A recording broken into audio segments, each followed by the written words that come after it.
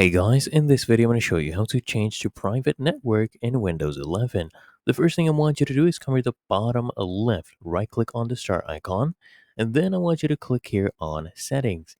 Now once you are here in settings, in the left hand panel click on network and internet, click on that, and then here you choose either Wi-Fi or Ethernet, however you're connected. I'll choose Wi-Fi, and then I'll come here and choose this network which I'm currently connected to.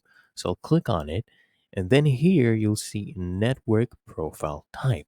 By default it is set to public network, and all you need to do is click here to change this to private network. As you can see, it has now changed, and we have changed this to private network in our Windows 11. Really that easy. If you found this helpful, make sure you smash that like button and subscribe to the channel.